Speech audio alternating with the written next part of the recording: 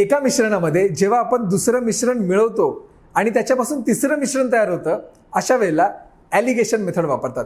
ती मेथड काय आहे आपण या उदाहरणातून पाहून घेऊ. बघा, 25% कॉन्सन्ट्रेशन असलेल्या 36 लिटर संत्र्याच्या रसामध्ये 80% कॉन्सन्ट्रेशन असलेल्या संत्र्याचा रस किती प्रमाणात मिसळावा म्हणजे त्या मिश्रणाची सांद्रता कॉन्सन्ट्रेशन 60% असेल. आता बघा ना, इथे 25% वाला आपण मिक्स करतोय, म्हणजे इथे 25% मी लिहिलं.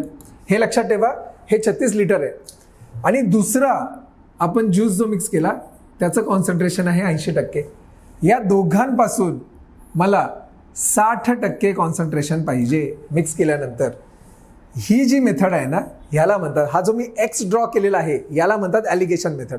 आता बघा ना, 80 मधून 60 गेले, किती येणार? इथे येणार 20%. 60 मधून 25 गेले, इथे किती येणार? 35%. आणि या दोघांमध्ये नेहमी असतं गुणोत्तर. बघा ना, भाग लावूया आपण. टक्के तर कॅन्सल होणार. 5 चोक 20, 5 7 35. म्हणजे उत्तर काय आलं माझं? 4 7. आता बघा, 25% आणि 80% याचं गुणोत्तर आलं 4 7. मला सांगा, 25% कॉन्सन्ट्रेशन असलेला ज्यूस किती होता? 36 लिटर.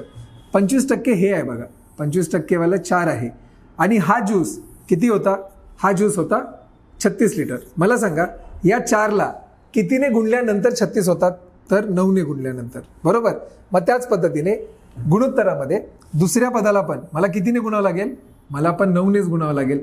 मला सांगा, 7ला 9ने गुणलं किती येणार? 63. जे आहे आपलं ऑप्शन नंबर 1. बघा किती सिंपल आहे.